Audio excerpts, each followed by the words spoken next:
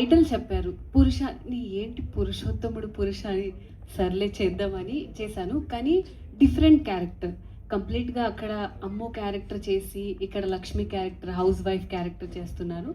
And ఇలానే different character చేయాలని నేను కోరుకుంటున్నాను. కాంగ్రెస్ అండి ప్రొడ్యూసర్ గారు మీ కోరిక మేరకే. లేదు మా అబ్బాయి ఇండస్ట్రీకి వెళ్తాను సినిమా తీస్తాను నన్ను అడగలేదు. నేనే మా అబ్బాయిని అడిగాను ఎట్లా అని. ఇంకా ఏంటంటే మరి అది నా మాట వినటం కోసం కావచ్చు, లేదంటే తనలో ఏమన్నా కొంచెం ఓకే నేనేం చేయట్లేదు కదా ఏదో చేసేద్దాం అనుకోండొచ్చు, కానీ నేనే బలవంతం చేసా కానీ నన్ను మా అబ్బాయి బలవంతం చేయలేదు.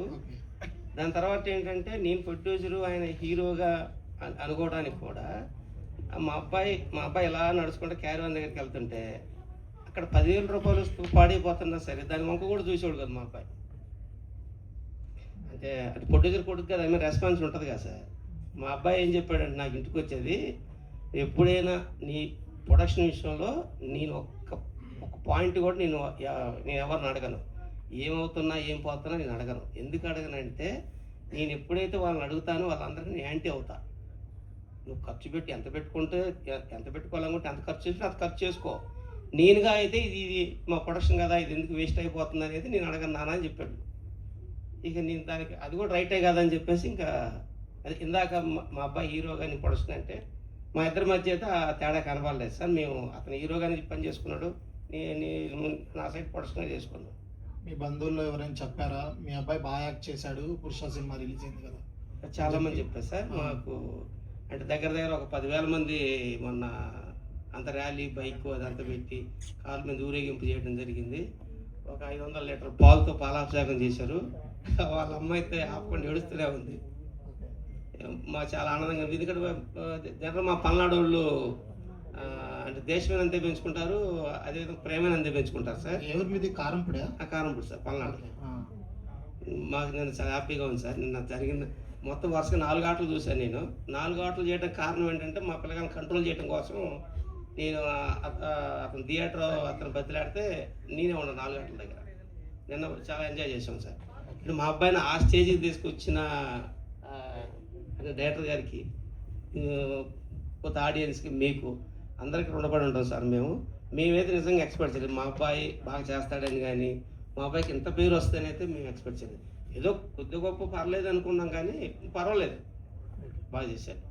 కోటేశ్వర్ గారు మీరేమన్నా క్యామియో చేయాలని ఏమన్నా అనుకున్నారా ఈ సినిమాలో? అంటే ఎలాగైనా మీ కోరిక కదా క్యామియో అంటే. ఈ సినిమాలో డైరెక్టర్ గారికి ఏమైనా చెప్పారా నేను ఒక సీన్లో ఇలా కనబడి వెళ్తా, లేదంటే ఎక్కడైనా అలాంటి టాక్ వచ్చిందా? లేదు సార్, అట్లా నేను ఇంకొక సినిమా కనపడేవాడిని. మా అబ్బాయి సినిమా కాబట్టి నేను కనపడాలనుకోలేదు. నెక్స్ట్ సినిమాలో కనబడాలి, నెక్స్ట్ ఇంకెవరితో తీస్తే కనపడతా సార్. అది ఇంకా కనపడాల్సి వస్తే నాకు తీరన కోరిక ఏంటంటే నాకు కూడా కిటికీ సీన్ పెడుతుంది కుదిరితే, అది కానీ ఏదైనా పాసిబిలిటీ ఉంటే దానికి అదేదో అడుగుతా సార్. మీరు గారు మీ ఫ్రెండ్ సర్కిల్ అంటే మీరు చాలా కాంచి ఇండస్ట్రీలో ఉన్నారు కాబట్టి ఈ సినిమా రిలీజ్ తర్వాత మీ సర్కిల్లో నుంచి కానీ ఇండస్ట్రీ పెద్దల నుంచి కానీ వచ్చిన బెస్ట్ కాంప్లిమెంట్ ఏమన్నా? మా ఫ్రెండ్స్ అండి, ఫ్రెండ్స్ ఫోన్ చేశారు. ఫోన్ చేసి ఎక్కడ ఇది ఒక కొత్త డైరెక్టర్ తీసిన సినిమాలా అనిపించలేదు, ఏదో చాలా ఎక్స్పీరియన్స్ ఉన్నటువంటి ఒక డైరెక్టర్ తీసిన సినిమాలాగా ఒక పెద్దగా టేకింగ్ అనేది అంతా కూడా చాలా బాగుందని చెప్పి మా ఫ్రెండ్స్ చెప్పారండి. అలాగే ఇందులో వీళ్ళకి ఎవరైతే 3 క్యారెక్టర్లు ఉన్నాయో గెటప్లతో వాళ్ళకి కొన్ని నిక్ నేమ్స్ పెట్టానండి. ఆ నిక్ నేమ్స్ ఎవరిగా కదా మా ఫ్రెండ్స్వే. వాళ్ళందరికీ థ్యాంక్స్ చెప్పాలి. బేసిక్గా అంటే చిన్నప్పుడు స్కూల్ టైంలో ఉన్నప్పుడు వాళ్ళని ఒకరికొకరు ఫ్రెండ్స్ పిలుచుకుంటారు కదా, కొంచెం నల్లగా ఉండండి బొగ్గు అని. అలా మా ఫ్రెండ్స్కి ఉన్నటువంటి చిన్నప్పుడు మేము సరదాగా పిలుచుకునే మాటలు అప్పుడు స్కూల్లో ఉన్నప్పుడు మా సరదాగా ఉండే వాటిని నేను జ్ఞాపకం పెట్టుకుని వాటిని రాశాను.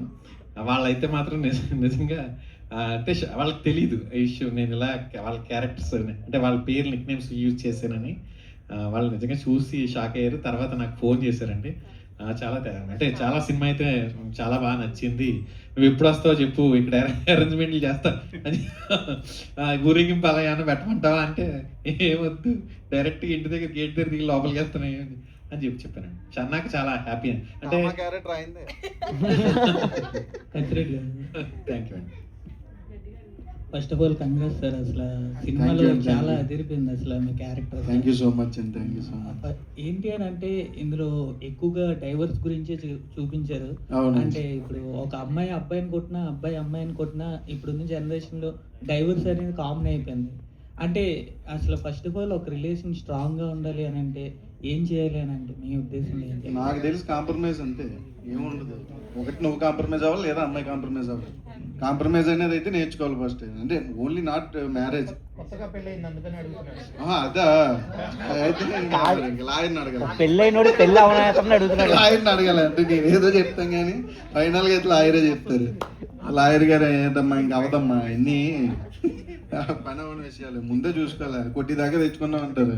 ఇప్పుడున్న సమాజం నీకు తెలుసు కదా. కసిరెడ్డి గారు ఇది ఫైనల్ అండి క్వశ్చన్. ఓకే ఓకే చెప్పండి.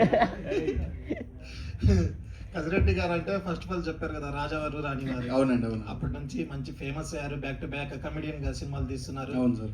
అయితే మీరు ఇండస్ట్రీకి వచ్చింది ఒక మ్యూజిక్ డైరెక్టర్ అవ్వాలని చెప్పి Yeah, వచ్చారు, అవునండి, పీజీ కూడా చేశారని చెప్పి చెప్పారు. Diploma in music. కానీ ఎందుకు యాక్టింగ్ ఫీల్డ్ లోకి వచ్చారు? అంటే దాంట్లో అవకాశాలు రాక, లేదంటే అలా అనేవి లేదండి. బేసిక్గా నేను మా టీవీలో మాకు బుజ్జి గారు అని ఉండేవారు, మాకు దూరపు చుట్టం. ఆయన ఉన్నప్పుడు నేను అందులో వర్క్ చేసేవాడిని. సూపర్ సింగర్ 9కి అబ్జర్వేషన్ టీంలో చేసేవాడిని. ఆ టైంలో కొన్ని ఇంటి దగ్గర రెగ్యులర్ సినిమా కష్టాలు చెప్పుకుంటే ఎలా ఉంటుంది, ఆ టైప్లో మనకి ఇంటి దగ్గర ఏదో ప్రాబ్లమ్స్ వస్తే నేను ఇంటికి వెళ్ళిపోయా. తిరిగి వచ్చే టైంకి అన్నీ మారిపోతాయి, కాలిక్యులేషన్స్ ఈక్వేషన్స్ అన్నీ వేరే అయిపోతాయి. ఆ టైంలో నాకు అంటే మనకి సరైన గైడెన్స్ ఇచ్చేవాళ్ళు ఉండాలి.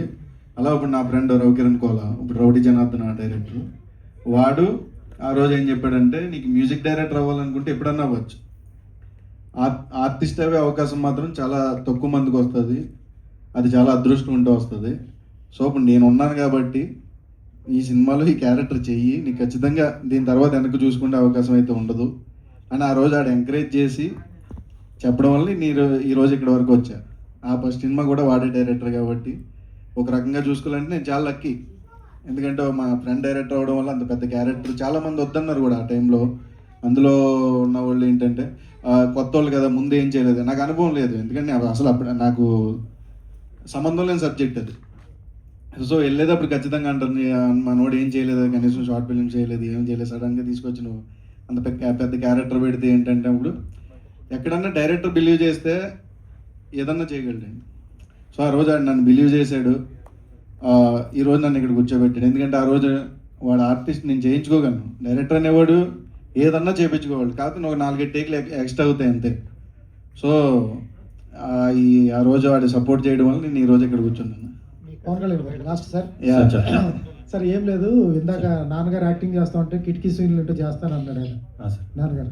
సార్ అటువంటిది ఆయనే ఇంత రొమాంటిక్ గా ఉన్నప్పుడు మీకు ఒక అమ్మాయితో లిప్ లాక్ ఉన్నప్పుడు నాన్నగారు ఉంటే నేను చేయను అని ఎందుకు అన్నారు? ఏంటి ప్రతి కొడుక్కి నాన్నగారి ముందు రొమాన్స్ చేయడం కష్టమే, అది యాక్టింగ్ అని తెలుసు. రొమాన్స్ అంటే యాక్టింగే. మీరు సత్యానంద్ గారి దగ్గర చేశారు, అన్నీ ఉన్నాయి. ఎందుకు అట్లా అన్నారు? యాజ్ ఆర్టిస్ట్గా చెప్పండి. సార్ ఆర్టిస్ట్గా అంటే సార్ అది ఫస్ట్ ఆఫ్ ఆల్ నాన్నగారి, నేను అక్కడ కూర్చున్నాక నాన్నగారు వచ్చినప్పుడు లేకపోవడం నాకు అలవాటు. అలాగే అంటే అది సీన్ అని కదా సార్, షూట్ మొత్తంలో కూడా చాలా కొన్ని చోట్ల నేను ఇబ్బంది పడిన చోట నాన్నగారే అర్థం చేసుకొని లేచి వెళ్ళిపోయేవాళ్ళు. ఏదో నాన్నగారు అంటే అదొక రెస్పెక్ట్ సార్. అది అంటే అది ఎలా ఉంటుందంటే సార్, కసిరెడ్డి అన్న వాళ్ళతో మాట్లాడేటప్పుడు ఎరా అనేది వచ్చినా కానీ ఎందుకు నాన్నగారిని చూసినప్పుడు ఒక ఇంత పెద్దవాళ్ళని ఎరా అన్న, మేబీ క్యారెక్టర్ అయి ఉండొచ్చు, అదో రెస్పెక్ట్ అలా ఉండిపోతుంది సార్. సినిమాకి all the best sir. Thank you sir. Super. Thank you అందరికీ. చాలా ఈ ప్రోగ్రామ్ ఇంత సక్సెస్ చేశారు, అందరికీ పేరు పేరున హృదయపూర్వక ధన్యవాదాలు.